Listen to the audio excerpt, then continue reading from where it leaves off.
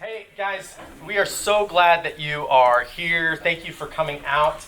My name is John Reynolds. I am the Family Ministries pastor here. We are so glad that you're here joining us for what we think is going to be a really valuable, practical conversation.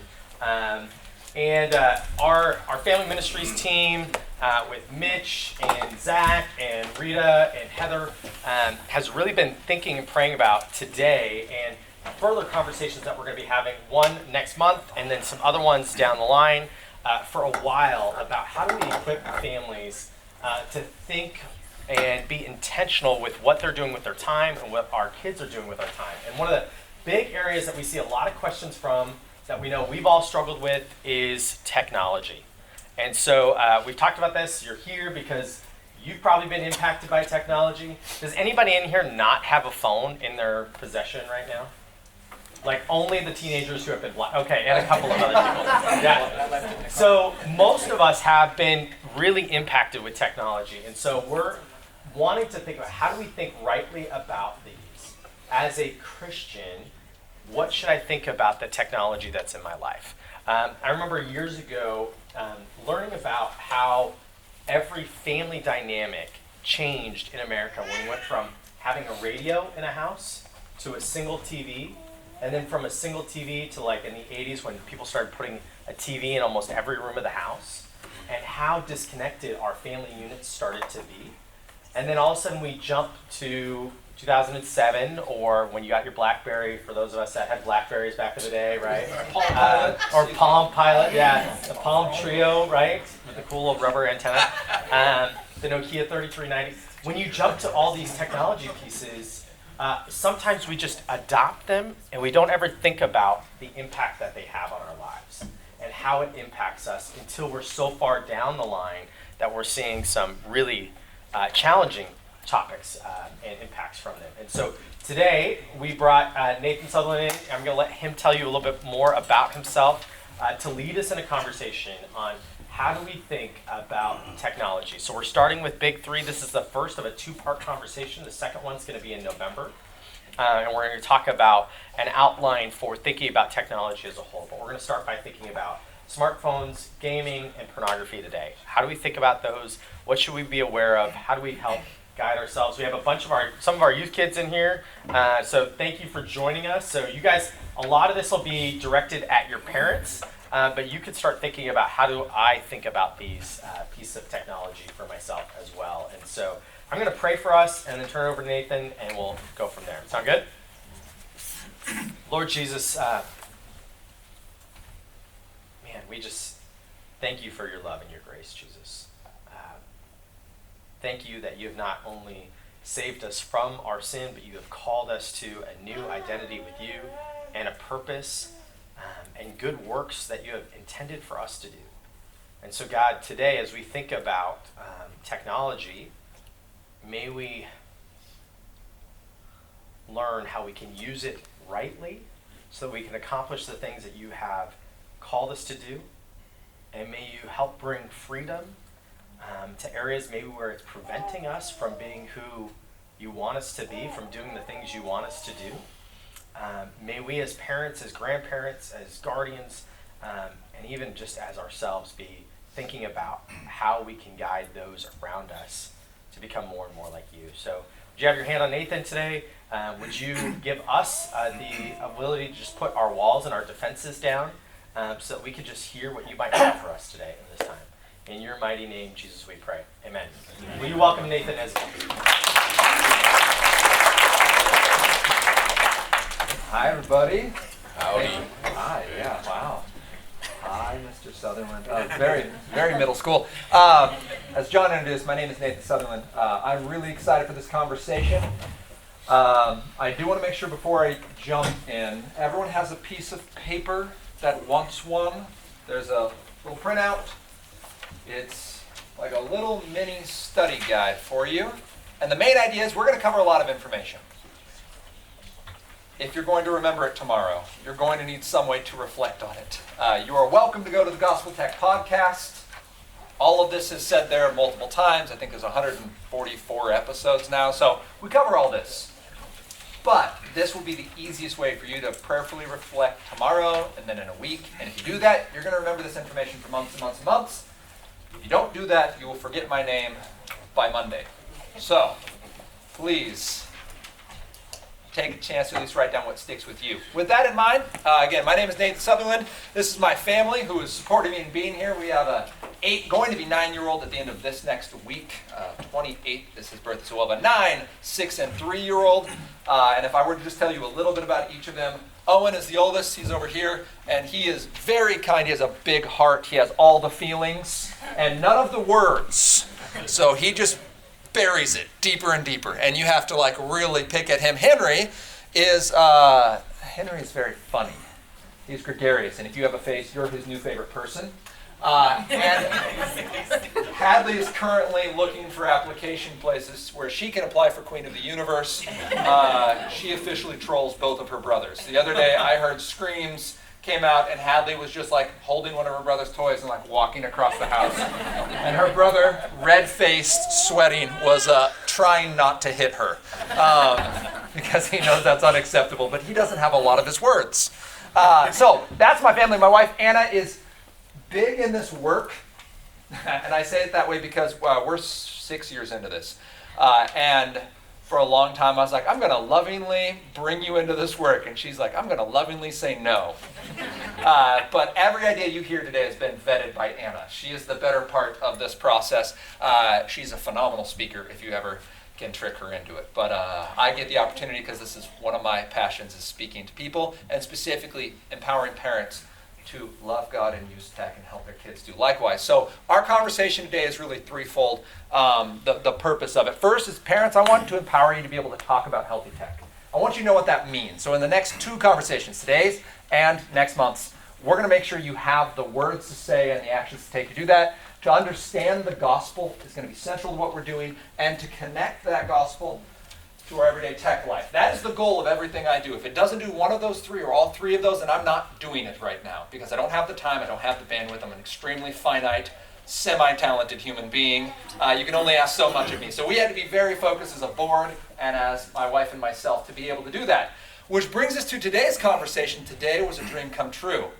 What you're getting in the next hour is the first 20 minutes of a normal talk. John comes in and goes, hey, can you just take those first 3 in your introduction and make it an hour talk? I'm like, yes, I can. So, yes, I'll take those 6 slides, John, and I'll make them 60. I will do that. You think I was joking. John goes, there were a lot of slides in that presentation you sent me. Like, yeah, I have lots of words. Pretty sure if you were to listen to all the podcasts, it's like 6.5 straight days. So we're covering today smartphones, gaming, pornography. Those are our topics. At the end of today, we'll understand where we're at when it comes to how do we love God, use tech in these 3 areas. We're just going to jump right in. I'm going to challenge you to write your questions, your ideas, your reflections, things you disagree with as we go, because there will be a Q&A time at the end, okay, where we can kind of engage it. There will also be little reflection times throughout to make sure that it's not just Nathan fire hosing at you. But while we'll get to a little bit of my story, I do want to tell you this. I was a middle school teacher for 10 years. I got out of middle school teaching for the same reason I got in, because I'm very passionate about seeing young people reach their full potential, and I now run a nonprofit. Gospel Tech is the main point of that ministry, and the whole premise is empowering parents so that we can see kids raised up in a world so they can love God and use tech. So that's our big picture of why we're doing this. The first question today says, my child needs a smartphone. Kiddos, by the way, I've seen young people, non-adults here. Thank you for being here. This conversation is aimed at your parents. I love you being here, though, because it allows you to vet, that they can't come home and be like, Nathan said I should definitely smash all your technology. So you don't do that. So, I'm not going to say that. However, this question's number 1. Does my child need a smartphone? Full stop. With a period. No. And I could move on, but that wouldn't be enough words. So allow me to continue. There's really 5 reasons. Your child does not need a smartphone. And by need, I mean you're not going to mess up their life. You're not going to spoil their childhood. They're not going to end up with no friends. They're going to be a healthy young individual without a smartphone. And there's 5 reasons why it's probably better to skip it in this season than otherwise. First is it's an app delivery system. Yes, there's a blank for that. You can write that on your sheet if you would like. What we're trying to get at there is the idea that smartphone manufacturers do not make money off the hardware. In fact, they're losing money hand over fist off just the processor, yet alone the screen and all the other stuff that goes with it. It is not a profitable business to sell that kind of hardware. They are trying to get you in because they can deliver you apps, and apps typically are based on consumption. So they want to take your time, your focus, and your money, and they want to keep you for longer than you desire to stay and get you to do more stuff than you ever intended to do. With that in mind, that's not a great spot to put a kid who doesn't have a fully developed prefrontal cortex, who's just the very stimulation of most of the stuff through these, even if it's not morally apprehensible, isn't helping them focus on what's actually important for them, like getting a good night's sleep or making real life friends or focusing on their studies. So the app delivery system is the first reason a smartphone is probably not going to behoove you in looking out for the best interest of your child. The second is social media. Most kids, when they say, Mom or Dad, I want a smartphone, what they mean is, Mom and Dad, I want social media.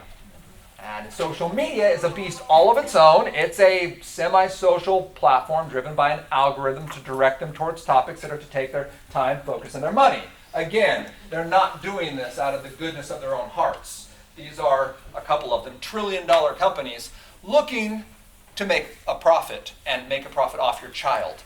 That is not going to benefit your child long term.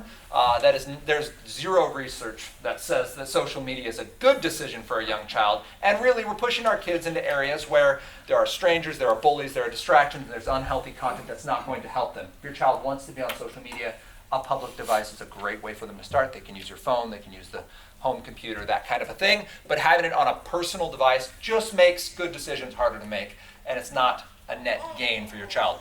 The third reason we don't is because of strangers and bullies. Two of those things they're going to find on social media. Strangers and bullies exist on the internet. Some of them are even our children, and it's much harder for our children to bully people when they're not on social media. Strangers and bullies exist on the internet, and smartphones are internet connected. So if we're giving our kid a smartphone, unless we're really locking it down, at which point I would ask, why are we giving them a smartphone? We'll get to some alternatives, by the way, here in a moment. But strangers and bullies are online. The more time you spend online, the more likely you are to bump into them. And it's an unhealthy, unhelpful process that we would like to avoid for as long as possible. Giving your child a little bit more runway. These things do exist in real life. We do bump into them as adults. But there's no need to introduce our children to them earlier than necessary. The fourth is pornography, another thing you will run into on the internet. It's just part of the way our world works. We'll talk more about it in a little bit. It's the third topic we'll get to. But it's on there, and if you're not addressing it head on, this is actually a good litmus for whether your child should get a smartphone. Are you comfortable talking about pornography with them? Like, can you look them in the eyes and say the word pornography? Do you cringe when I say the word pornography in a church on a Sunday morning? Probably don't get your kid a smartphone yet. It's going to be out there. You just have to know what it is, how to talk about it, how to process it. And until you can, you got to do it, because your kids, please don't let them learn about pornography and sex from the internet. Okay? The internet will want to inform them on that. It will want to tell them all about it, and your child will probably be interested in finding out more. We need to make sure that we're guiding that conversation intentionally. And this is the number one way young people are bumping into pornography, is through smartphones and personal devices. The old dial-up internet PC days are over, and that's not where that information is coming from. And the fifth is video games. This is the fifth reason your child does not need a smartphone. Smartphones are not just B-grade gaming platforms anymore.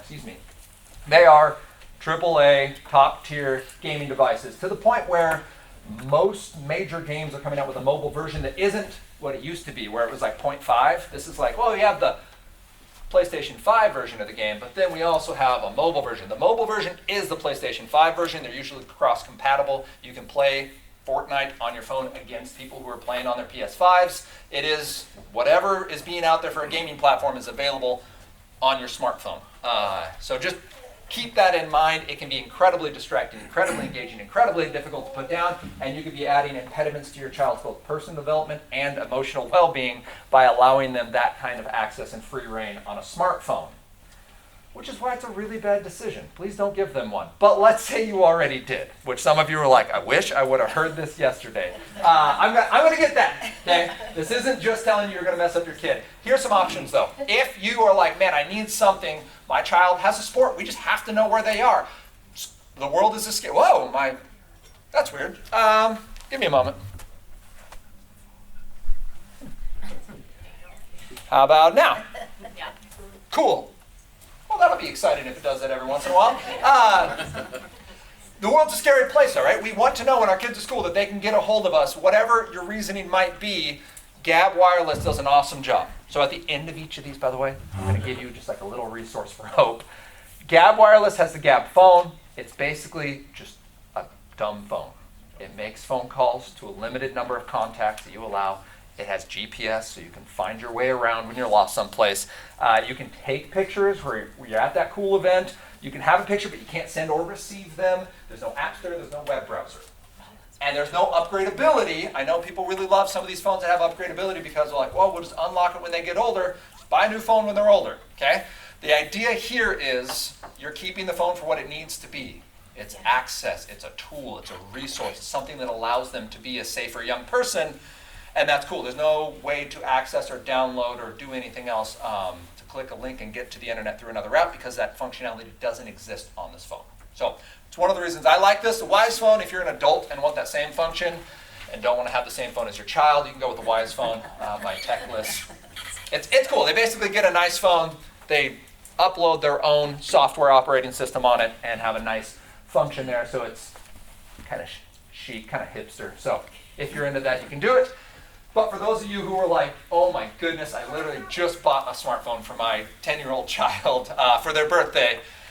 All right, here's where we need to start. The premise here is that you're not going to ruin your child by giving them a smartphone because I'm assuming that as a loving parent who wants to give your child the egg and not the stone and the fish and not the snake, I'm assuming you've already checked your child's tech health. If you have no idea how to do that, you're going to want to come back next month.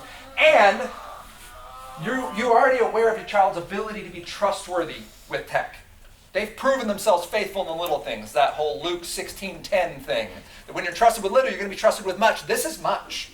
Okay? So if you've given your child a smartphone, I'm assuming you've done all that and I don't need to tell you that. If I do need to tell you that, bring it up in the Q&A or come next month. But we're going to model healthy tech with our actions, with our smartphone use, with our technology. We're going to model what it looks like at the dinner table, what it looks like when we're at home, what it looks like in conversation, that faces come before screens. Someone walks in the room, you're putting that thing down and you're giving them your attention, even if they're just passing through. Right? We're going to model healthy tech, and we're going to have a family tech framework because we're going to model what it looks like to use technology well from a place of hope, not for our hope. So if you don't have a family tech framework, I made a process for that. You can go to thegospeltechworkshop.com and it'll actually walk you through that. There's a small group workshop where little digital Nathan guides you through a workbook. It's about a 2-hour thing if you did it all at once. But that idea, like you're going to model that for them. You're going to be intentional with forming that conversation for your family. You're not just going to let the technology drive where it's leading you. You're going to drive it. That's the first thing you're going to do if you already have your smartphone. The second thing you're going to do is you're going to make sure you replace unhealthy tech. This is the Matthew 5:20 piece. If there's something that causes us to sin, we're going to cut it off and gouge it out. Smartphones are not a right, they're an opportunity, which means if at some point they become unhealthy, even for the best of us, we cut them off, we gouge it out. You drop things, even things that are really important to you, even things that are very valuable, they have to go away when they distract us from our purpose in Christ.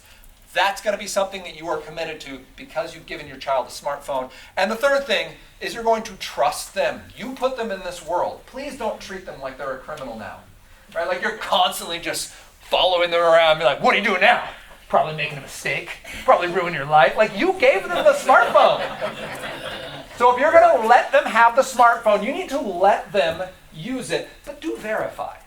Make sure there's some kind of accountability. I would strongly encourage you to not give them an iPhone. iPhones are next to impossible. Like just look at Apple's branding. Their branding is security and privacy, not something you want your 13-year-old to have. Okay? That's not helpful. And Apple doesn't care. They're not trying to help you. Android devices are the best for this. Literally, if your kid has an iPhone, take it in. You can trade it in for the same value. That phone is worth $1,000 and it can be 5 years old. Okay? So I'm not telling you it's easy, but you do need it to be accountable. I will tell you this. I have an adult friend who has struggled with pornography. Not like well, every once in a while I stumble, but we're talking habitual use, destroying his marriage, hates it and can't kill it kind of situation going on. He was not listening to me. He bought a new iPhone. I was like, you hate your wife. Fix it. He got an Android. And Covenant Eyes is the thing I'll get to in a little bit, but it is night and day difference for my ability to lovingly be on this journey with him. I'm not here to police him. He's a full-grown adult man, lives in South Korea. Okay? It's not my job to be his conscience. It is my job to lovingly pray with him and for him, and it's way easier to do on an Android device. So, if you give your kid a smartphone, sure, you might have a next step, but you're not going to mess up their life. A lot of us have had technology in our lives.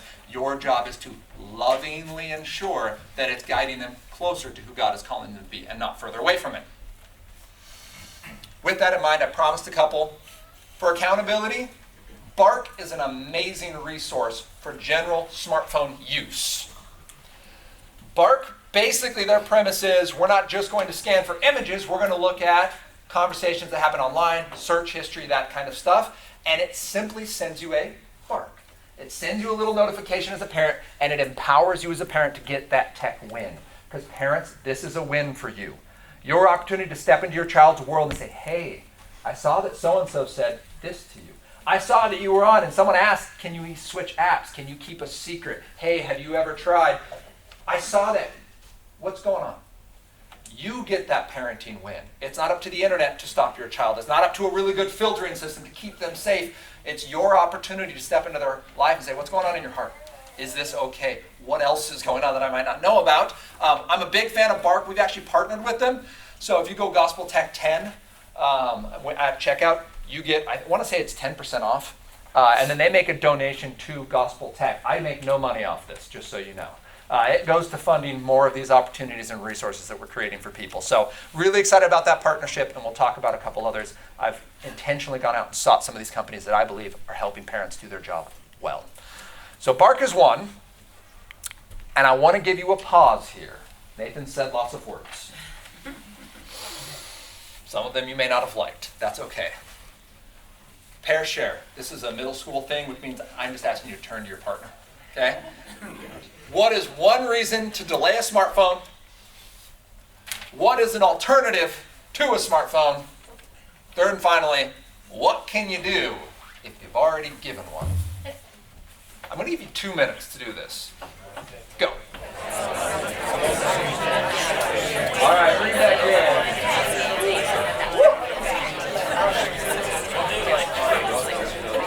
Thank you. If there is something you want to see addressed, there's something we just covered that you're like, wait a minute, I need clarification. Write that question down. We have a little Q&A time right at the end. John's going to come back up. These stools are coming to the middle, and we'll get to answer more like nitty-gritty personal, either because I didn't say it clearly or my ideas just didn't make sense. Happy to answer those, or if you want to extend on any part of that. So circle, draw lines, asterisk, whatever you need to do, because we're moving on. Yeah. Let's go video games. Video games are very near and dear to my heart. Do we have any gamers in the room? I got some young people. All right, lovely. It's cool. So, yeah, all these things to be, should you play video games? No. And then it's just going to be me hammering them all day. So a little bit about my story. My story with technology, really. The reason I'm here before you. My conversation with you today really starts with a little bit of Mario Brothers. My dad came home with a Nintendo Entertainment System when I was about 8. We played a little Mario Brothers. We had the disc that had the Duck Hunt and the Mario Brothers on the same one. Yeah, now we're talking. So, something in my brain clicked, and I simply knew that this was right and good. I was only 8. I didn't know nothing about the world, but my goodness, I knew something was correct here. And I just kind of played video games, always with the assumption that I would grow out of it because I didn't know any adults who played video games. Video games had not really been around before, and all the adults around me assumed the same thing. That was until we all became adults. You know the average age of a gamer right now? 40 or something. Yeah, it was closer to 40 right before COVID. It's dropped a little, but it's 33 right now. But here's the fun fact. More people 45 and older play video games than kids under the age of 18. Allow me to repeat, you may not have caught that. More gamers, statistically, in the United States, there's 250 million people who are gamers in the United States. That's 2/3 of our population. There are more gamers over the age of 45 than there are under the age of 18. Okay. Because we grew up and we're like, oh, that's kind of boring now, but what if I designed them? right? And so, like Xbox, PlayStation, PCs, those aren't made for 10-year-olds. It's why they cost $1,000. They're made for us. The reason we're making the second version of the Quest VR system to sear it directly into our retinas is because adults have built so much scar tissue over our emotions that we need it put directly into our brains, right? Like, if it's not that, I can't feel it anymore. That is really important because as I grew up, I got to the spot where I was like, yeah, but what's next? So I was an adult with a master's degree, a house, a loving wife, a career as a teacher, and I found myself living for video games. Now that might sound really weird. If you're not a gamer, it may not make sense, but I'll say it this way. I was functional. My wife never brought it up. I wasn't like leaving my family or going on crazy benders while anyone was home, but I was always keeping my eye out for it. And I was starting to skip through stuff to get back to it. And so 2:30 one morning, I had set myself a Oh, now you're going to judge me on the time. Okay. All right. I know some of you and your Netflix, okay? I know. Some of you feeling groggy this morning. It was 2:30 in the morning. I had set myself a midnight timeline, but the last round hadn't gone so hot. And I was like, okay, cool, it's fine. Just one more, right? It'll be like 12:30. It's fine. 2:30 rolls around, and I shut my computer. I'm like, oh, you gotta be kidding me! These people are all terrible at this game. And then I realized I gotta be up in 4 hours. And I'm going to church with my wife, and this is gonna be terrible, and I'm already like working on the thing. And I go to bed, and I say, all right, dear Lord, please help video games not be a problem. Let me be a good teacher and a great husband and like a loving son of yours. Amen. Wake up 4 hours later, completely pretending like I'm not at all groggy. I didn't explain. I game only once my wife is asleep because I wanted to stay married. Like, that's important. But it was never like anyway, I won't explain it. It's not important. What is important is when I showed up for church, the pastor decided to not preach on the book of the Bible we were going through, and he's like, we're taking it aside to talk about addiction. I was like, oh, that's good. There's some people here that need to hear that. That's gonna be powerful. I'm glad we're covering this. And partway through, he dropped this line. He said, if you're asking the Lord to help you manage your sin, you're praying the wrong prayer. God doesn't manage sin, he kills it. And I was like, oh no. It's one of those times where like you hear a word and you're like, oh, that probably applies to someone. And then when the Lord's like, and you prayed this 4.5 hours ago. You're like, oh yeah, I remember that. That was still a little fresh. That was May 15th, 2011, actually, which was the last day that I played a video game. And that isn't because video games are bad. I'm actually still anyway, my relationship with video games is complicated, but I will tell you this. The Lord asked me if I trust him because 3 weeks later I was digging a hole in my backyard, semi-morbidly. I was doing some yard work. I didn't know what to do with this extra 10 hours a week that I had on my hands because I wasn't gaming. I've gamed for fun for since I was 8. That's what I do with fun. That's who my friends were. This was before being a nerd was cool. Okay, we didn't claim that moniker. It was given to us. It generally meant that you were going to be a useless individual in society. You're going to die with your cats, and you're never going to know love. Which, since I didn't really date anyone until my junior year of college, was seeming to be correct. I was like, this is my life, apparently. So, as a self-proclaimed then nerd, I was asking the Lord, what am I supposed to do? And the Lord simply asked, do you trust me? Which is a hard question to ask, because you're like, I get it, I read the Bible, I know this conversation with Peter, I understand. But the question was still there, and I kept pushing back. And they're like, Lord, that's not even fair. There's nothing wrong with my video games. It's not morally incorrect. I play good games with good people on good times. I have a job people respect. Right? I started sounding like Will Ferrell in that SNL sketch, if you guys have seen that. People are afraid of me. I can do 40 push-ups in a minute. So that was what I was doing to the Lord. He simply was asking, do you trust me? And the question really was pushing back on, you're looking for your joy, Nathan, in video games. You're constantly trying to get back to your next good experience. Do you trust that I'm even more exciting than that? And the answer was no.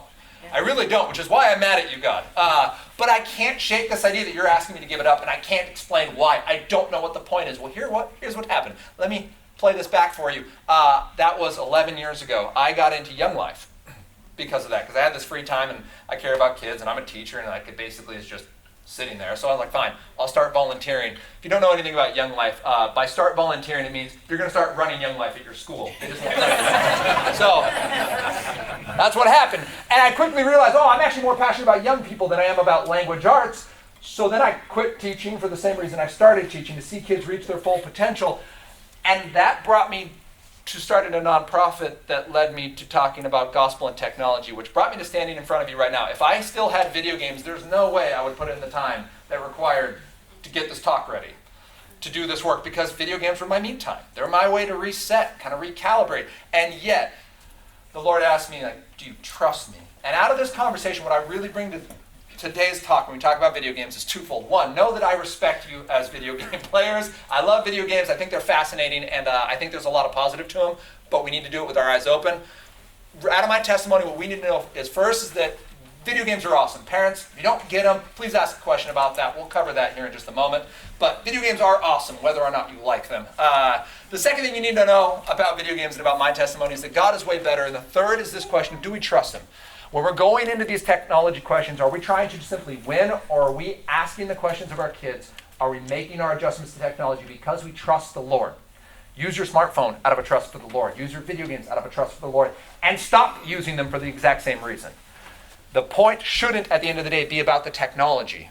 The point should be about our hearts and our attitude towards the Lord. So with that, I now feel comfortable addressing this. Because when we talk about video games, I'm just going to assume you're going to play video games at some point in your life. It's not the same as a smartphone, because video games are just digital versions of games.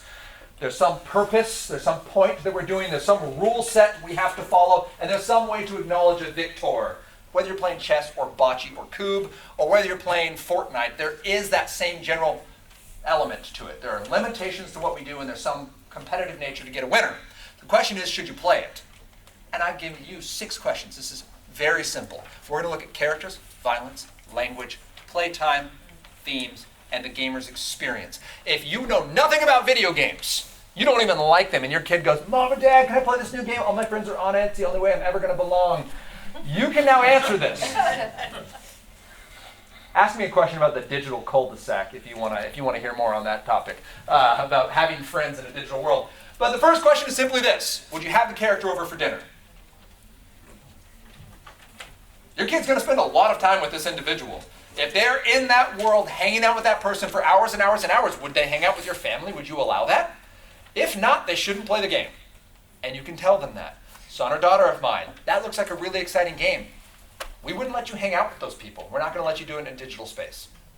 The science behind the mirror neurons and such with that does stand with you. Neuroplasticity encourages you on that. But we'll move along for today. Second is violence.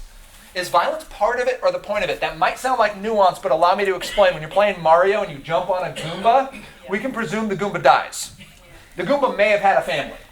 We don't know. Because it's not part of the game. And the whole point is the Goomba's in your way, you got to jump over the Goomba to get on with the rest of the game, save the princess. That's the point of the game. Games like Mortal Kombat, however, make murder the point of the game. You get through the rest of the fight so that you can kill these people in creative and gruesome ways, and you're rewarded for that. That is the point of the game. You're going to want to talk that out with your child. This game seems to have violence, child of mine. What is the point of the violence? Is it taking you somewhere, or is the whole point just get really good at grotesque violence? Third question is the language. Really simple here. Oh, sorry. The simple point of this is it helpful or is it hurtful? Basically, if your kid's playing online real-life players, you're going to want to talk about that. It's just not going to be great. So find a way around that. Is this the right game to play? Is there another game that we could pick with a similar idea that might be more uplifting? Playtime. Can the game be beaten? Can it be beaten? Your child is goal-oriented. The point of a game, there's not a single game in human history that's ever been invented without an end goal until video games. Only in video games do we get the relentless draw. If you don't know what I mean, this would be one. There's something technically called an end game in it, but the whole point is just start another character, play another race, go with whatever you're going to do, keep playing until perpetuity. These two are tricky for people. Because it's only 15 minutes to play it, Mom and Dad, can I go? There's no end game. The constant idea is to get your next up, to get your next up, to get that next win, to get that next victory, which requires practice, which requires investment, which constantly leaves you hanging at second repeatedly. These two games can be really, really, really, really, really hard to put down, and the winner, I believe, of the unhealthy amounts of time, no, it's not Skyrim, it's not Elden Ring, it's this little gem.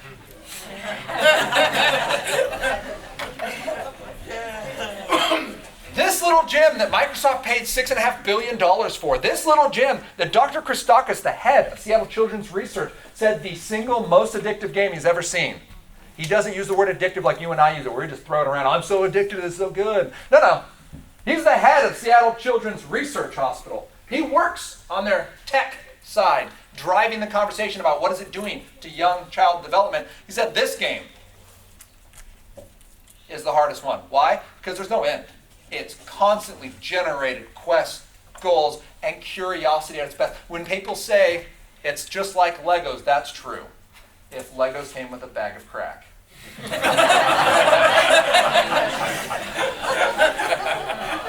We just have to be understanding of what we're dealing with.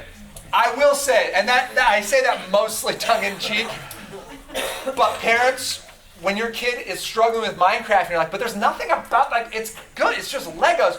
What your brain is trying to wrap around is the expansiveness of that, your young child's imagination, and the fact that they're now getting more investment in this world than in the one that they live in. That is where our concern comes in. So time matters. Is it beatable is the question that we're asking when it comes to games.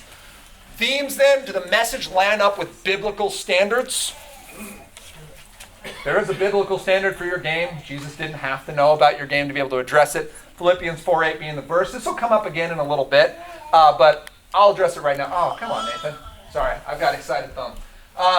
Finally, brothers, whatever is true, whatever is honorable, whatever is just, whatever is pure, whatever is lovely, whatever is commendable, if there's anything excellent, if there's anything worthy of praise, think about these things. Really nice standard for our video games. Cool, you want to play that game? Awesome. How's it line up against Philippians 4:8? Well, okay. What game does line up? Well, let's use that game, right? Most kids bet Fortnite. Cool, there's another standard for that one. But we do want to make sure that our games are lined up. There are games that are powerful experiences. That's wonderful. Especially as adults, we watch movies, we listen to music that are powerful experiences because we love the art form or because we're interested in the storyline or whatever. But we have a standard that we, as Christians at least, stand under.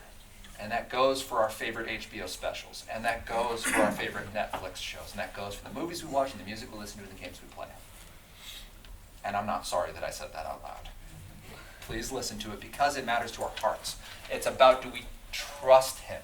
Do we believe that he's better even than our favorite show, our favorite game, our favorite pastime? Game experience then comes into kind of what is developed into modern games. Does the game include frenetic gameplay? Basically, do you get a headache by watching it? Would be what I'd ask. Go watch it on YouTube or Twitch or something. Like, does it hurt your brain to watch it? There's a really good chance that it's doing the same thing for your kid. It's going to impact sleep and attention, things of that nature. Is there live competition? Two sides. One, your child may want to become a pro gamer. That's cool. That is a thing. It's yet to be proven whether it's a good life choice, but pro gamer, I would put it in a category of your child saying, I want to go be a professional rock star. Like, okay, like that is a thing. But the amount of attention and investment it's going to take is different than just being a casual, like playing your guitar in the garage kind of thing. So what steps do we have to do there? And it can be a very toxic community. So just how do you show the gospel in that community? It can be done, it's just not, it needs to be done intentionally. Microtransactions is the last piece. If they want your child to pay real world money for in-world gain, or in-game gain, that can be tricky. So it's hard to pull out of that. So that is the 6 questions you can ask. If you don't know what those 6 were, or you want more on that, this is just saying, on this game grade, out of those 6, you talk to your kid. If it's 6 out of 6, it lines up with all those, that game's probably fine for your family. If it's 5 out of 6, just make sure you know where the trick is. If it's like, well, this game, it doesn't really have an end, but we're going to set these kind of time parameters, whatever your family expectations are. If you're missing 2 or more of those 6, the game's probably not worth playing. There's probably a better alternative for your child. Maybe it'll be an analog, non-digital, real-life board game, which I'm a big fan of, so I encourage you. You guys know. Clangs know. They know what's up. They made the mistake of asking me for Christmas suggestions. I'm like, let me send you 3 pages with pictures. allow me to write that out for you. You're doing me a favor. So, parents, at the end of the day, you have 6 questions to ask your child. The point isn't to win this argument with your child. The point is to love your child and point them towards the hope in the gospel, the fact that God created them for a purpose, first thing you can do for your gaming child or grandchild is simply ask them, hey, can you show me? Can you show me what that level is? Can you show me what the point of this game is? Can you show me what a hard challenge is? Can you show me your favorite level? Can you show me your favorite weapon? Can you just show me, show me, show me, show me. Your kid wants to be the pro in this. They want to be able to tell you stuff. It's actually very fun for them, and some of them, you'll actually see your kids start to come alive with that. That's great. Join in. Again, I'm assuming that you've already done the you're trustworthy and this game's appropriate conversation at this point. I'm not saying join your child in sin or join your child in debauchery of their own life. I'm assuming we've checked out. Now what? Ask them the question, can you show me? The second is, will you teach me? Go ahead and be terrible at this game. It's an excellent life choice. Go and throw a grenade in the corner and blow yourself up because we know you're gonna. Right? You don't know how to do this as well as your kid does. That's awesome. Play with them, play against them. Join them in the conversation and be a part of the journey. Figure out what some of that attraction is. And the last one is, can we do it together? Can we be a part of this process together? You're sending your child there, you need to go there too. Okay? This is true on their smartphone, this is true with their video games. Be a part of that digital process with them. And in that, you're going to get another parenting win. You've already had the conversation, you're modeling for your child what it looks like to address healthy tech. You've talked with them. This means you're doing the Proverbs 22:6 thing of raising your child up in the way they should go. That doesn't mean have a perfect set of rules, because they'll never make a mistake. If that was true, we wouldn't need the New Testament, because in the Old Testament, we get the perfect law. We see God's character flawlessly, and yet we still have the book of Judges. We still do what's wise in our own eyes. This instead is that parenting win of being in that journey with your child and modeling for them in the world that they care about of video games, what it looks like to still choose God over their game and yet still enjoy games in the process, all right? So that's video games. I said a lot of words again. I'm going to give you a mental break. So here we go. Oh, no, actually, I'm not yet. I'm going to have one more thing for you. Ha, that. This is it. If you go gospeltech.net/resources, you'll find this. That thing that I just walked you through is this thing right here. It's the 6 questions. It's got a little game grade process to it, but the idea is there. You can just enter your email, and it'll kick you the PDF version of that so you can read through it. If you don't know where to begin in the process, it's a little more directive than I was in that presentation there. Okay? Cool. All right. Now then, pair share. What's one question you can ask about our games? Which way will you choose to join in, and where can you go to get that resource? 2 minutes again.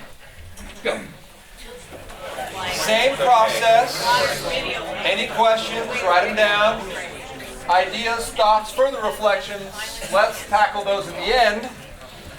Please just make sure you remember where you wrote them. So feel free to jot those down. We can take those at the very end. We're going to move right along to the third of those 3 topics, which is tricky. There are 3 different ways to address this topic. I'm going with the broadest of the 3, both because I'll address some of it next month when I come back, and because the other directions, they get kind of niche, and they may not apply to everyone. So where we're going today is talking as family members, parents, grandparents, loved ones, individuals, brothers and sisters in Christ. How can we handle this conversation well? Because there are people in this room with personal baggage. There are people in this room actively working with family members and loved ones through struggle. There are technological ways to engage this topic that are helpful, but it can get involved. So today, here's where we're going. We're simply talking about how do I protect my child from pornography.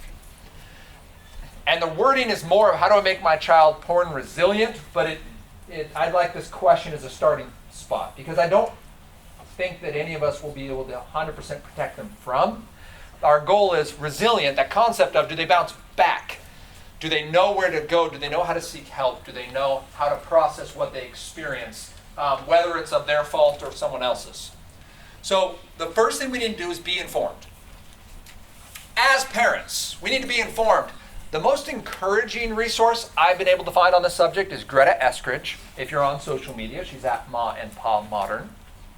She does a delightful job of engaging this conversation without shame, but not without guilt. And I like that. Guilt brings conviction. It causes action. It's what leads us to repentance. It's delightful. We want guilt.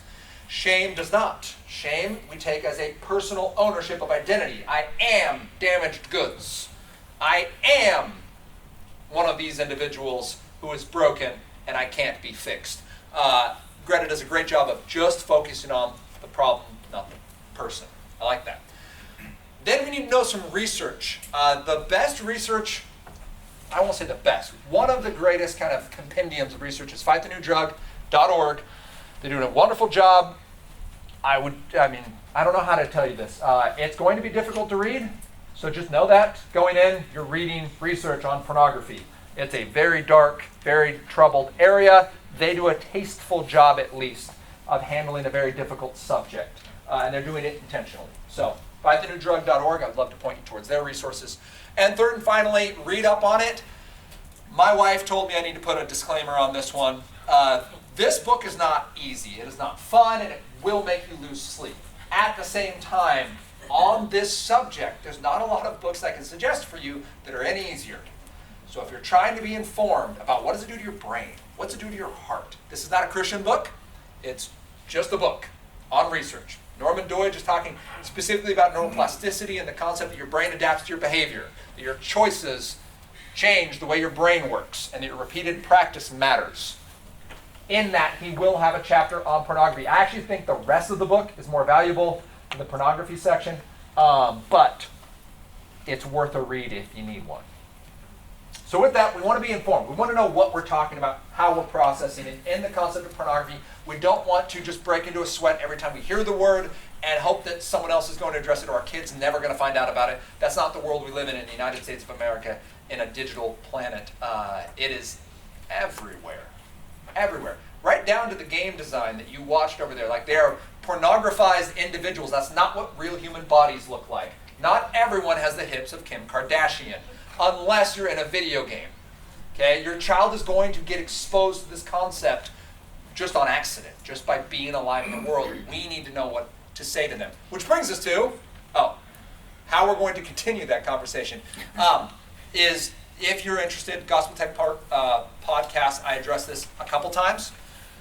Episode 126, episode 112, yes, there's a lot of episodes. These are about 30 minutes. Older ones are longer. It's been a growing process, but if you're interested, you can check out those too. You can just Google it and it'll pull up. It's on Spotify, it's on iTunes, it's wherever you listen. And then 86 is that last one. The second thing we need to do is talk it out. We need to make sure that we know what pornography is. We can't just use that excellent 1980s reference from the judge who said, "I know it when I see it." That's not good enough for our kids anymore. So I strongly encourage the book, Good Picture, Bad Picture, excuse me.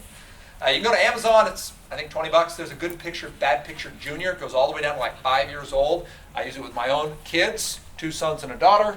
I reference it frequently. The definition she gives for what is pornography is when people take unkind pictures of the parts of their bodies that are covered with their swimsuits, right? God made our bodies, they're amazing, and there are swimsuit area photos that are not good for your mind and they're not healthy for those people. That's her definition. And I think it's a wonderful spot to get started. You don't need to freak your kid out. You don't need to shake a stick at them and be like, "Don't you ever look at it."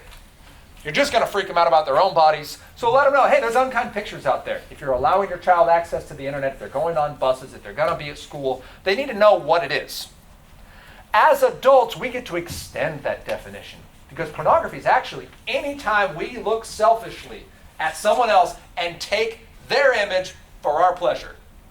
They don't have to be naked. We've all worked around that. Right? This was the problem with the Macy's catalog a long time ago. I don't care if it's a Victoria's Secret ad or if it's actually what we would define as pornography. If you are taking someone else's likeness, the image of God, an image bearer of God, and you are using them for your own personal satisfaction, that is pornography for you. It might be a book you read, it might be a picture you look at, it might be something that's fairly innocuous to the public. But for you, that is lust and that is sin. And if it's regularly there, most of the stuff we call classical art would fall into that category now, right? Like, oh, it's the Venus de Milo. So no, it was pornography.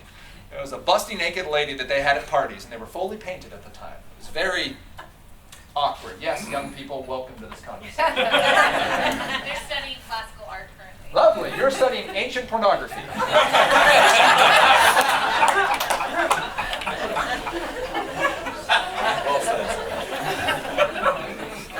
It's important you know that, so you're not like, am I weird? This is pretty cool. This is good. We then have those conversations so our kids can know what it is, and then, once they know what it is, right, once you've said, kids, that's a snake. When you see it around, you need to act appropriately. Then we can act appropriately, right? If always they're just freaking out and be like, I don't know, I was told to light on fire. I haven't lit on fire yet. It must be okay.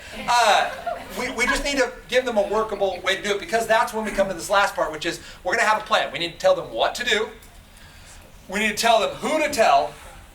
And we need to tell them what to expect. And this, again, generally is based off that idea of good picture, bad picture. I'm just walking roughly through a summary of what they would tell you to do. The first thing that they'll tell you to do, this is good picture, bad picture, is turn away. Verbally say no and turn away. And you can practice it. So you give your kid a laptop and you say, all right, I want you to pretend that one of these unkind images is on the screen. What do? You're not going to try to figure it out. You're not even going to try to X out of it. You just turn away.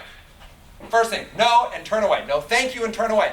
It might be someone showing you something at school. This might be something you popped into on accident when you misentered a search. It might just be because you were curious and it pops up and you're like, oh no, I know for a fact what I'm looking at right now.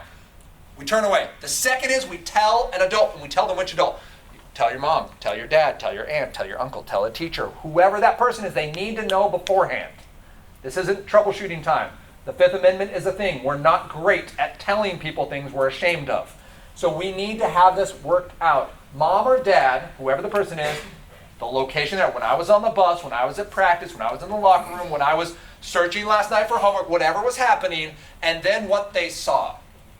They have to be able to say it, and they have to know that you're not going to blow a fuse because you heard the words come out of their mouth. If they're going to be in a digital space, we have to empower them to do this and really have that agency for themselves. And finally, know that they are loved in spite of. This is the gospel that we get to extend. When we talk about parenting wins, this is our win, people. Jesus shouldn't say, you know what, I came to die for the lost and the broken, except those of you who did it on purpose. You guys are too far gone. Right? Like that's not the way the gospel works. So we need our children to know that even when they make decisions that are wrong on purpose, that we want to help them make the right decision. And that telling us is the first part of that. That's your first right decision to make. You made the wrong decision on purpose. Will you make the right one? This is true with anything, right? This is true when we are dealing with substance abuse, when we're dealing with unhealthy relationships, when we're dealing with mental health. The first step is recognizing that need, and our children coming to us is going to be a part of that. So that's going to be our plan for pornography. So the example then, again, coming down to good picture, bad picture as our resource. This is how it can look. I promised good resources at the end of each of these. I mentioned Covenant Eyes before, but specifically with pornography. Covenant Eyes has a really clever technology piece, as long as it's not on an iPhone. It works fine on Macs. I use Covenant Eyes personally. I've used it since I was in college, so more than 10 years. And the idea behind it is it's watching everything that comes across the screen. So that includes text messages, that includes the movies you watch and the shows you watch. Everything across the screen is being observed by another set of eyes, which I love. Because that's the way it is in real life, right? Like, we're never actually the only person seeing this. That live anonymity that comes with the internet, that, well, I have a VPN and an avatar. No one can ever know what's happening. You can be on your Discord server, and it'll still see it as long as it's on an Android device. If you're using it on an iPhone, it can't tell because of the privacy settings and the security settings through an iPhone. So, Covenant Eyes is awesome. These do have monthly expenses. I want to say it's like $15, $20 a month right now. I know that can be off-putting. I would simply say, if you are being put off by saying, well, my kid has a smartphone, my kid has this device, they have access to the internet, but I don't want to pay the monthly fee, you've just purchased them a car and you're not willing to buy the seatbelt. Okay? You already have the thing that can do the damage. Let's get them something that can help them when either they or someone else makes a poor decision. It's going to be worth it. It's just, you need to lump it in as part of the monthly cost of having a smartphone. You have to have the airbags and seatbelt built in. This is a great way to do it. It's not the only way, and it's not going to protect your child from everything. It is going to allow you those parenting wins. It is going to allow you to step in, just like I do for my friend. We use Covenant Eyes. And I will tell you the reports I'm getting from this Android device are amazing. And just so you know, for personal stuff, all the images are scrambled. It gives you a grade because it assesses the image and then sends it to you. It sends you innocuous ones. It tells you how long they spend in certain spots. So you can tell, like, oh, this was a pop-up that they clicked out of, or like, no, like you spent 12 minutes here. Like I can see that. Let's have a real honest conversation, like what's going on in this yeah, so that's one resource. Another would be, we'll talk about this more in a month, but part of building a hedge around your family is having a good router. Your internet goes through your family router. If you need a new router, like my old Google T-Link just went out, they're no longer supporting it. I upgraded with that one right there. I think it's like $180. They have a nicer one that's $280. It's top of the line, 6th generation, I mean, lightning fast. Tripled my internet speed, and I didn't upgrade my internet at all. I just got a new router. I was like, oh, look at that. I have fast internet now. Awesome. So, but the nice part is it's encrypted. It gives you wonderful parenting tools like time limits and websites that are blocked and things of that nature. So it's just a generally safer device. And let's be serious, Google running my home network was probably a terrible decision. So based on that, what is pornography? What resources are there on this topic? And finally, what does a porn plan look like? 2 minutes, elbow partner, go. All right, wrap it up. Are you expanding? Yeah, you can put Because this is the section we do not want to rush. This is the heart of the entire conversation. I put it last, so it's the first thing you remember. How does the gospel relate to tech? Because this is confusing to people. People are like, all right, I don't disagree with anything you said so far, but I don't see how technology relates to the gospel or the gospel to technology. First, I just want to make sure, and I know I'm in a church, and I know that this may be redundant, and that's awesome. I hope you all roll your eyes with boredom at this conversation because I want you to know the gospel that well, but let's just make sure. The gospel is the good news that God saves sinners. So it's good news that comes with bad news, and we're going to use for our focus verse section, Ephesians 2, 1 through 10. I like it because it's all in one chunk. It starts with, as for you, you were dead in your transgressions and sins. This is everybody. This is the premise of the gospel. The entire reason God sent his only son for the world, like we know that's the good news, is the bad news. That we were all sinners. The premise of this might be, you might have a testimony like myself where we don't have anything incredibly dramatic, right? Like I went to a Christian school growing up and they brought in people with amazing testimonies like, your ears were bleeding at the end of it. You're like, I don't know that I should have heard any of that. Yet, even if that's not our testimony, we take the goodness in our life and we claim ownership of that. Say, that's because of me. That's a sin. That's a transgression against the King of the universe. That's really important. That breaks our hearts. That causes us to deaden our hearts to listening to the call of God, and we refuse to bend our knee. In this situation, we are judged and we deserve it.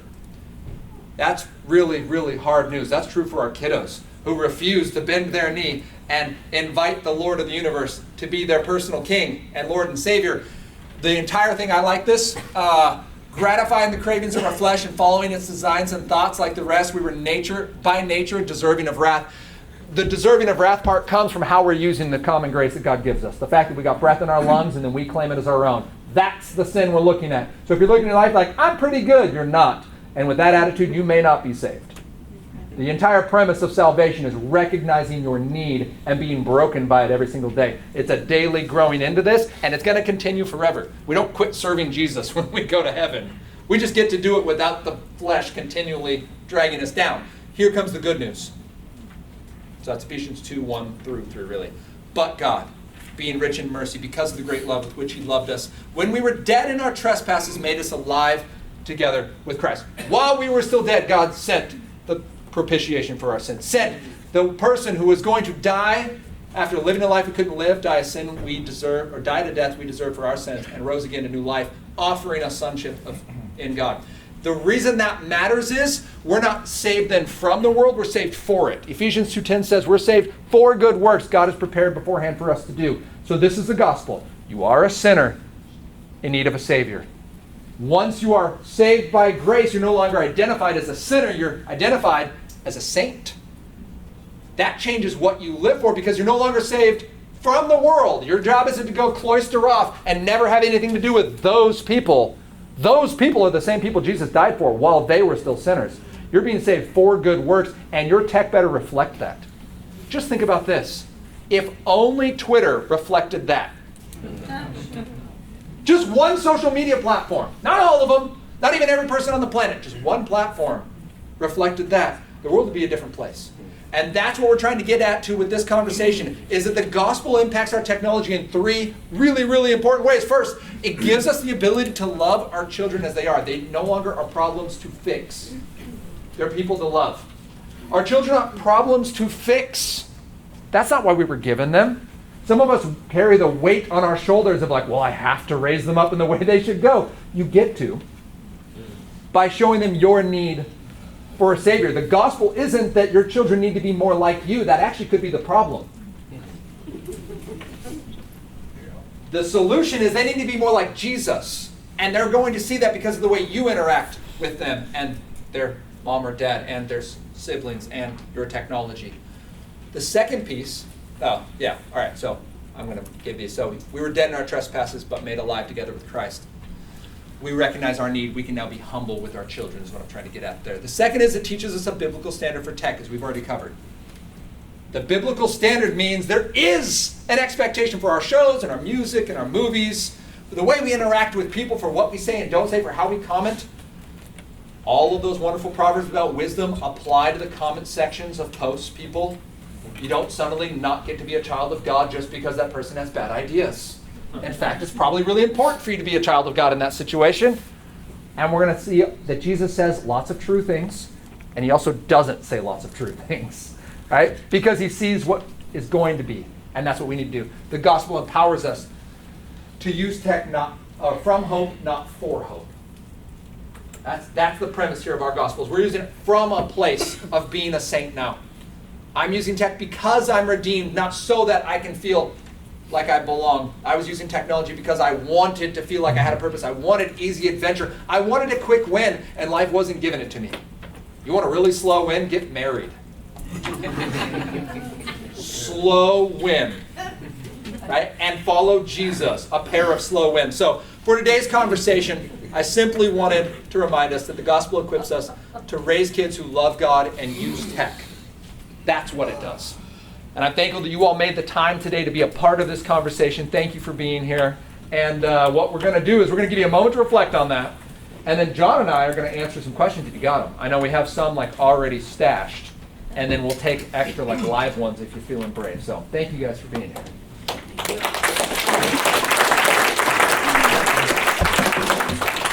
All right. Yeah, Nathan, thank you. I think can we jump right into some Q&A? We've got about 15 minutes. We do. Let's do it. I'm going to grab the stool and we'll just kind of sit down. And I would just say a couple of things about Q&A stuff. Feel free to ask any question you want. Maybe don't out somebody else, though. Like, so if you're going to bring up somebody's sensitive thing, don't be like, my friend is such a sinner that they do these things, right, or whatever. Maybe ask the question a little broader. And we can just make assumptions about who your friend is. And then we're going to probably ask a few questions from you. We've got a few questions that our team came up with originally. If we don't get to your question today, we have our second conversation coming up on the 20th of November. So we'll be able to come back and do that. It is not a repeat of this. It's a different hour. Got too many words. Yeah. It's all the slides I had to cut from this one. Anything else to say on the Q&A before we, of course. we jump in? No. All right. Anybody have any questions? Betty? Yeah, I do. So are you ever going to cover like VR? Because I have a son who's really immersed into, and I can out him out. But he Betty's like, I'm breaking the rules. I am breaking the rules. On purpose. Here we go. Okay. Yeah, but he's so immersed into this, you know, and I tried it and I got so motion sickness. That's it. I'm done with this. Yeah. But he's in his own little world. He develops characters, and he is 23. He's not 10. Yeah. But it's still a concern of ours because he's still immersed into this. Yeah. So question was, what about VR? The short answer is I won't directly address VR specifically because the conversation applies to all tech. Okay. I will address how do you know if your tech is healthy or not in the next format, but basically there's an acronym called a reset, and we simply ask, does this technology improve or impede our relationships and responsibilities, our emotions, sleep, enjoyment, and time? Okay. If you can say this tech improves all 5 of those areas and it's helping you become more of who God's designed you to be, that's awesome. High five.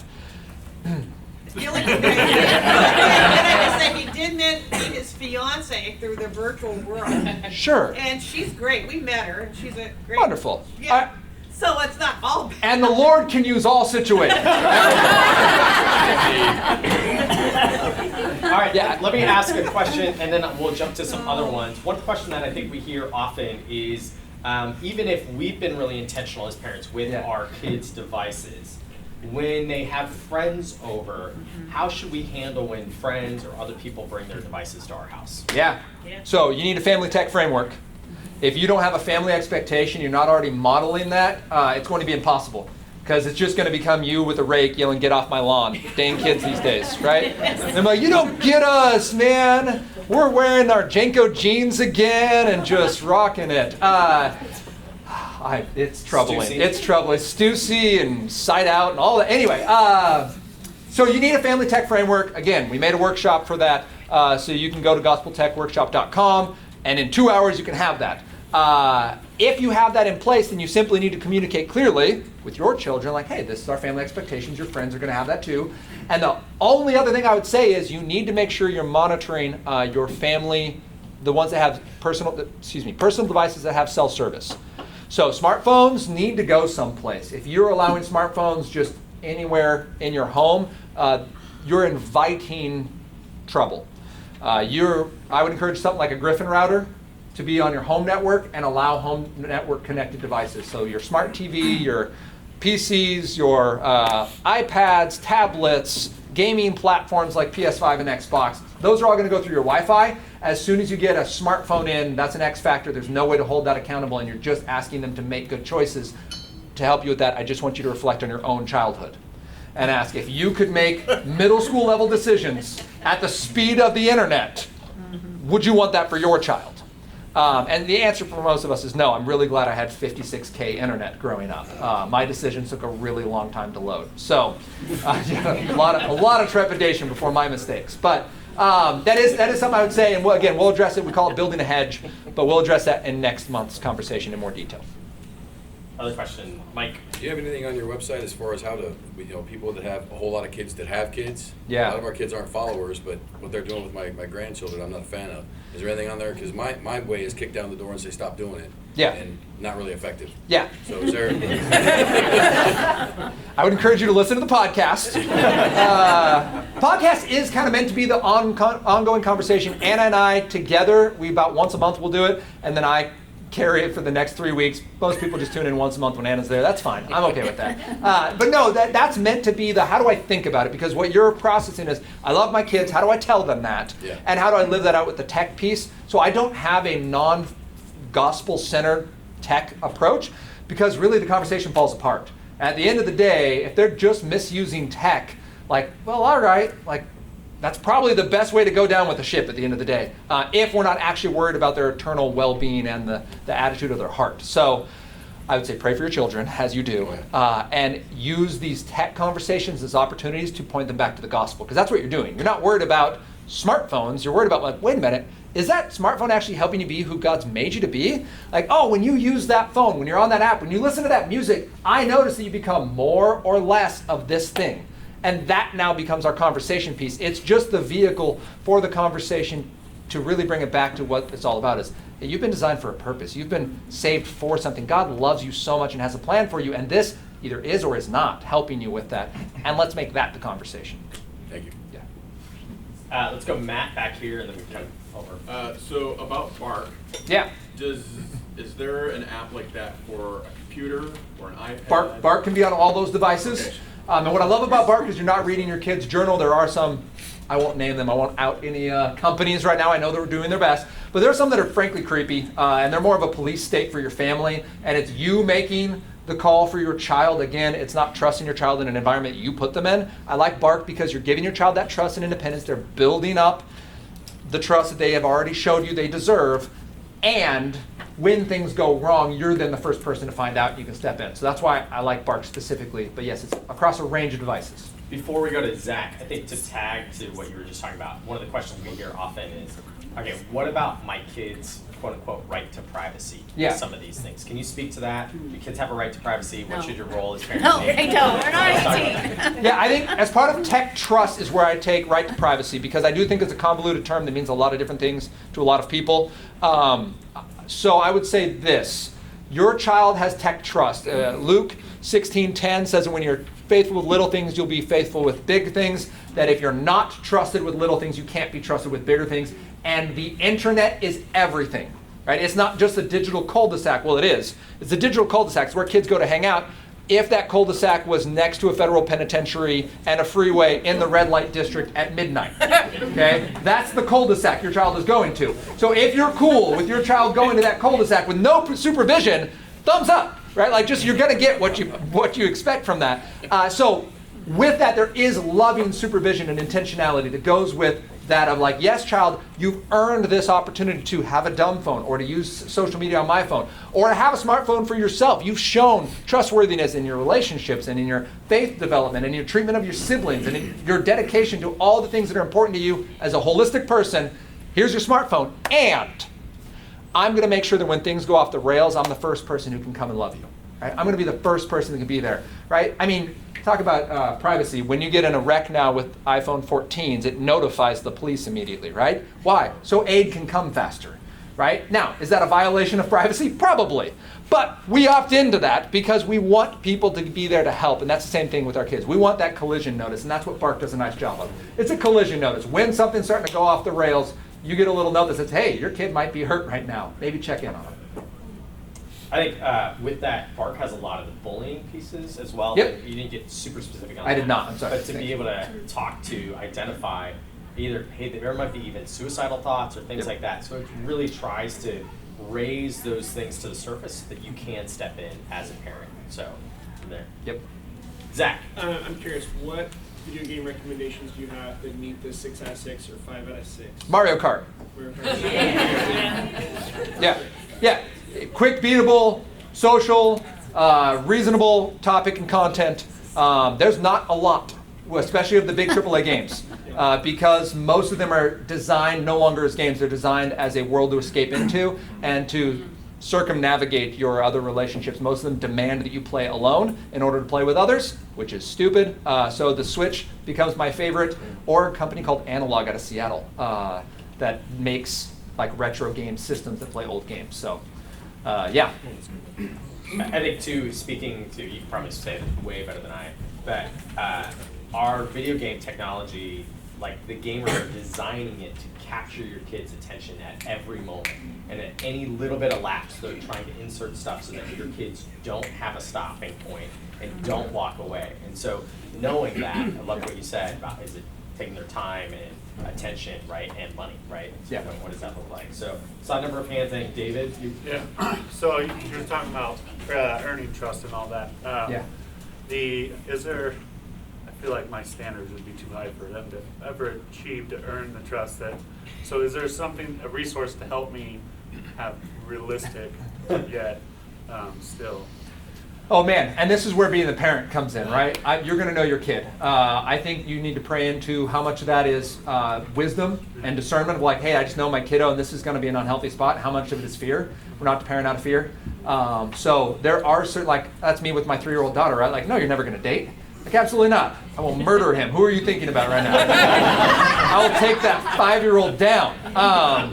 And yet, like, my prayer is actually like, Lord, would you bring a loving man into her life who will raise her up and love her and serve her like Christ loves and serves the church and gave his life up for it. Like, that's what I want for her. So yes, this fear part of me is like, I don't ever want her to date some doofy guy like I was, right? And yet, like, I do want her to meet someone who loves her and can show her Christ. And so I think in smartphones and technology, it's similar, right? Like, what is my hold up here? I think there's a lot of wisdom. There's no, by the way, you're not going to mess your kid up by never giving them a smartphone. Actually, what we're seeing right now is kids who are 18 and going to college are often giving up their smartphones because they recognize it doesn't line up with their goals and their purpose. And those aren't just Christian kids, just general humans who are like, wait a minute, this thing is $1 trillion company who just wants me to use their product? What are they doing for me again? Oh, that's right, making phone calls. I got a phone that does that. And so we're seeing a lot of college kids who are serious about their careers and about their purpose who are going to dumb phones. And we're seeing some pushback against that, which is awesome. So I would just, pray against the fear versus hope side and how you're parenting out of that. I think we have time for one or two more questions. I think I saw Kevin in the back, and then maybe Angela, and we can Really take quick, does Bark work on iPhone? Sort of. Yeah, it's limitations on how far into an app it can get because the licensing and the privacy within each app, they're all their own little standalone castles. So there's a lot of stuff that can get around, but it's still helpful. It's better than nothing. Angela, and then maybe Jennifer. Is there other dumb phone options other than Gap phone? And how does that whole Gap phone or any of it line up with service? Like, how would you and that would be what you need to look at for where your who your providers are. Gab is one of the best. They're actually going to come out with their own phone here in the next month, I think, which will be a much broader because they're not going to be borrowing other people's devices and networks. Yes, that is a great question. There are other options. I can get you those resources if you need them. Yeah, Pinwheels is the one, right? Yeah, Pinwheels one. The Punked phone is another. There's a additional one that's slipping my brain right now, but there are some. These ones are the broadest use. Gab is probably your best bet for most networks. And I think they're fairly reasonable. I think it's like a couple $100 for the phone for most of them that I've seen, and $20 a month for service. Yeah. So like realistically, it's very competitive to whatever you're going to be paying with a national carrier for other things. So would I come after class to get that information? Yeah. I'm Just not come on going up. to write it down Just that come on up. fast. Yeah. Okay, Jennifer. What can the Bark work? Here's an issue. Like, so schools issue Chromebooks. Yeah, this And is so, fun. and then they also issue emails for, now, our girls are in a private school, Christian school, but there's still stuff, right? Yeah. And so, how do we monitor that? Like, they have this like Go Guardian thing on it, so I don't know how good that is. And so I don't know how to monitor without being like, let me read this, or I just wait for her to go to bed and then I just open it and I go through her emails, or you know what I mean? Like, I don't know how to manage that because it's not technically ours. Yeah. I mean, we signed an agreement and she had to sign an agreement saying these things would not take place, and they're pretty strict about stuff there, but I Yeah, don't so know for how to devices manage given that. to you by a third party, like your Yeah. school, other schools super too. tricky. Right. Most districts put something on there like Securely or Go Guardian. I wouldn't go through it unless you have a reason to believe there's a Right. problem. Okay. Like if your reset starts to trip, I think there's definitely a time. There's an amount of trust that is needed. Right. With that, I think it's fine to collect that device. Like you can use it under the dinner table and then you give it to mom and dad. I think those steps are great, so they're not taking this device into their room and they're not taking this device out with their friends where it's leaving your, again, that device should only have network coverage. So if you have a home network hedge built up, something like a Griffin router or something like that, that will still monitor everything that's going through your internet, and that device will be will be subservient to that. That would be Yeah. I'd say too, next conversation we're going to have a lot more about a framework and building trust and all those different components. So I think it'll be really good to come back for that. But I think relationally, it's super important that you create that space for your kids to be able to have the conversation with you, because your kids will drive underground if you lock down so hard and they don't have any opportunity to earn trust, right? And we've seen kids chatting on Google Sheets because everything else is, locked down, right? You share Round a of sheet with applause, somebody, right? Like the level of stick-to-itiveness that takes. That's So Yeah. I think how we think about it and create those conversations and introduce it well is a lot of what our next conversation is going to be a little bit around as well. So I think that's it. Nathan, I'm going to give you last word. Any last thing to say? No, thank you guys for being a part of this conversation. This is absolutely imperative that parents and that young people understand how the gospel ties in. So thank you for making time and space in your hearts and days to do it. Can we say thank you?